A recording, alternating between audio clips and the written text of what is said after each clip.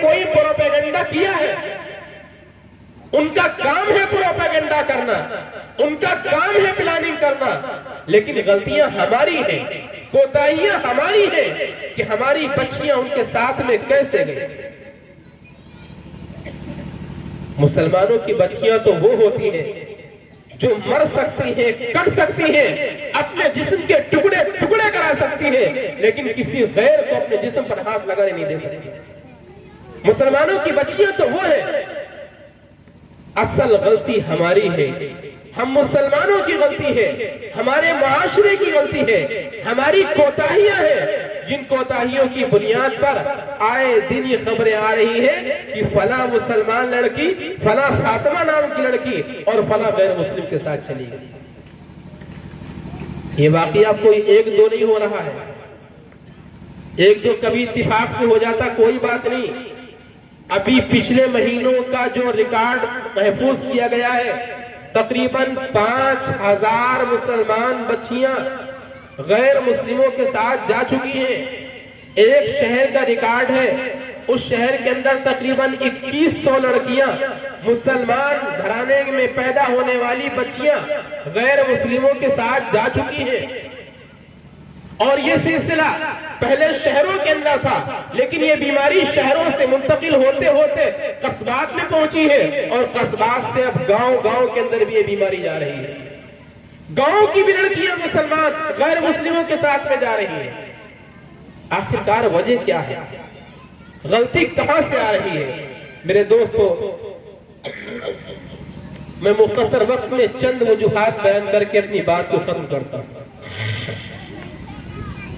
میں نے بہت دماغ دوڑایا، اپنے اساتذہ سے مشورہ کیا، ان سے رائے لی کہ آخرکار کوتاہیاں کہاں ہو رہی ہیں، جن کوتاہیوں کی بنیاد پر ہماری مسلمان بچیاں غیروں کے ساتھ میں جا رہی ہیں، اور وہ غیر چند دن استعمال کرنے کے بعد میں ان کی زندگی کو تباہ و برباد کر کے پھینک دے رہے ہیں۔ نہ گھر والے ان کے تلاشی ہوتے ہیں، نہ وہ تلاشی ہوتا ہے، وہ مجبور ہو کر کے بے حیائی اور برائی کے کام کرنے پر مجبور ہو رہی ہے۔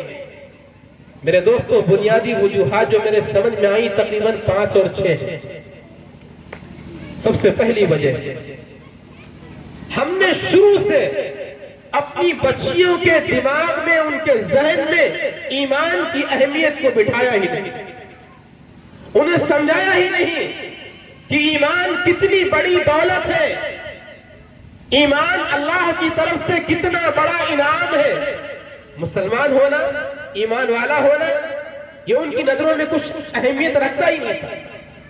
اگر کوئی حیثیت ایمان کی ہوتی، میرے دوستو، یہ بچی اپنے ٹکڑے تو کرا دیتی، بوٹی بوٹی ہو جاتی، اپنے جسم کے سارے ٹکڑے بکھروا دیتی، لیکن یہ اپنے اسلام کا سودا نہیں کر سکتی، اپنے ایمان کو فروخت نہیں کر سکتی تھی۔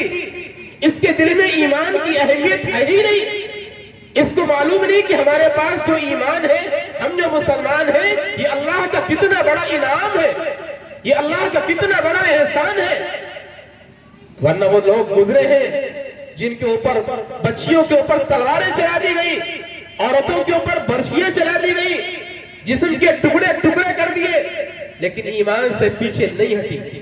اسلام کی سب سے پہلی شہید حضرت سمیہ رضی اللہ تعالیٰ عنہ، سب سے پہلے اسلام میں خون بہانے والی، جن کا زمین کے اوپر خون بہا ہے اور جن کے خون کے ذریعے اسلام کا گلشن سیراب ہوا ہے، وہ ایک عورت ہے، حضرت سمیہ رضی اللہ تعالیٰ عنہ۔ ضعیف العمر ہے، بڑی عمر ہے، جب ایمان لے کر کے آئیں، ان کے شوہر یاسر عبسی ہیں، ان کے بیٹے عمار ابن یاسر ہیں، غلاموں کا خاندان ہے۔ جن لوگوں کے یہ غلام تھے، انہوں نے ظلم و ستم کے سارے پہاڑ توڑ دیے، ظلم و ستم کی سارے حدیں پامال کر دی۔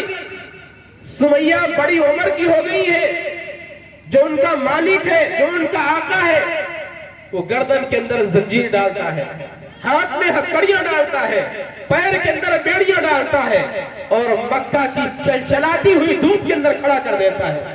آپ کو معلوم ہے مکہ کے اندر دھوپ کیسی ہوتی ہے؟ میرے دوستوں، جن کو جاننے کا اتفاق ہوا ہے، اسے معلوم کرنا، 54 کا 55 کا ٹمپریچر ہوتا ہے۔ یہاں 40 اور 41 کا ٹمپریچر ہوتا ہے، آپ دھوپ کے اندر آپ کے لیے نکلنا مشکل ہوتا ہے۔ مکہ کے اندر 54 کا 55 کا ٹمپریچر ہوتا ہے، یعنی آسمان سے آگ نکلتی ہے، آپ تھوڑی دور پیدل نہیں چل سکتے ہیں۔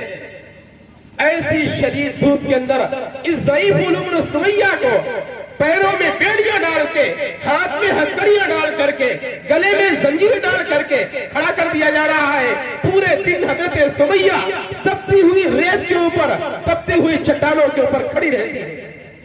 سامنے شوہر بندھا ہوا ہے، سامنے بیٹا بندھا ہوا ہے، وہ چیخ رہا ہے، وہ بھی چیخ رہا ہے۔ فرمائش کیا ہے؟ فرمائش صرف اتنی ہے کہ اپنے اسلام کو چھوڑ دو، اسلام کو چھوڑ دو، ایمان کا سودا کر لو۔ ایمان کا سودا کر لو گی، تمہارے پیر سے بیڑیاں ہٹا دی جائیں گی، تمہارے ہاتھوں سے ہتھکڑیاں اتار دی جائیں گی، تمہارے گلے سے زنجیر کھول دی جائے گی۔ لیکن سمیہ کیا کہتی ہے؟ ٹھیک ہے، میری عمر بہت زیادہ ہو گئی ہے، میں چلنے کے لائق نہیں ہوں، میرے جسم کے ٹکڑے ٹکڑے کر دو۔ یہ تو مکے کی دھوپ ہے، تم مکے کی دھوپ میں آگ جلاؤ اور اس آگ کے اندر مجھے ڈال دو، لیکن میں اپنے ایمان سے ایک قدم پیچھے نہیں ہٹ سکتی۔ کتنا شدید ظلم و ستم ہو رہا ہے۔ اللہ کے پیارے حبیب، ہم سب کے آقا احمد مجتبی محمد مصطفیٰ صلی اللہ علیہ وسلم ایک مرتبہ گزرے حضرت سمیہ کے پاس سے، دیکھا سمیہ کے شوہر یاسر آپسی زنجیروں میں بندھے ہوئے ہیں، سمیہ کے بیٹے حضرت عمار دوسری زنجیر کے اندر بندھے ہوئے ہیں، ادھر سمیہ کے پیروں میں بیڑیاں ہیں، ہاتھ میں ہتھکڑیاں ہیں، وہ دھوپ کے اندر پڑی ہوئی ہے، بلک رہے ہیں، تڑپ رہے ہیں۔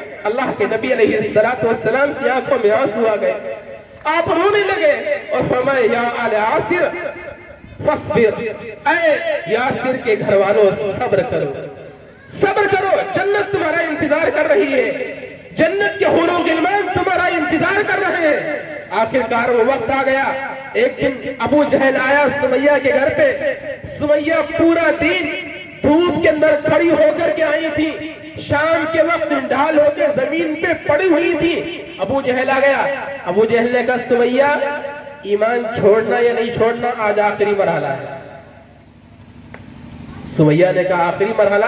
یہ تو مرحلہ روزانہ ہوتا ہے، صبح کے وقت لے جایا جاتا ہے، شام کے وقت دھوپ دکھا کر کے یہاں ڈال دیا جاتا ہے، تجھے کیا کرنا ہے؟ کہا سمیہ نہیں، آج دھوپ نہیں دکھائی جائے گی، آج زنجیریں نہیں پہنائی جائے گی، آج بیڑیوں میں جکڑا نہیں جائے گا۔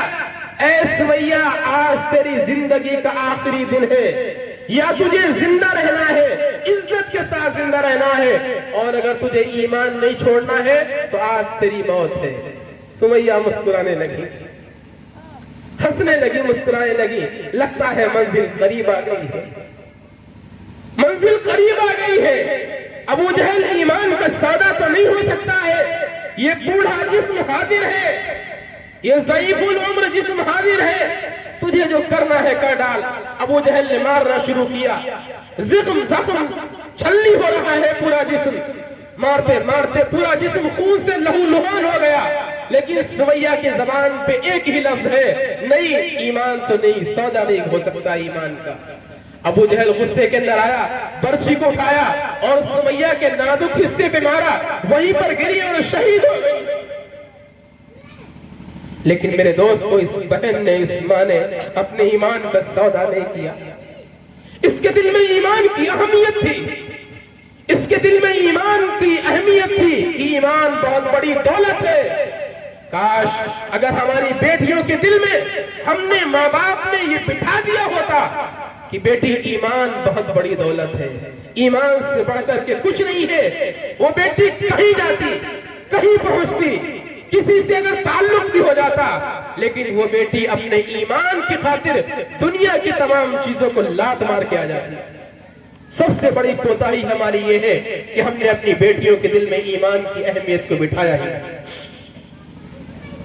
میرے دوستو، ضرورت اسی چیز کی ہے، آج اپنی بیٹیوں کے دل میں ایمان کی اہمیت کو بٹھائیے، ورنہ دنیا کے بھیڑیے، دنیا کے درندے آپ کی بیٹیوں کی عزتوں کو اتارنے کے لیے، ان کے آنچلوں کو اتارنے کے لیے سڑکوں پہ آ چکے ہیں۔ کچھ نہیں بگڑ رہا ان کا، کوئی انتقام ان سے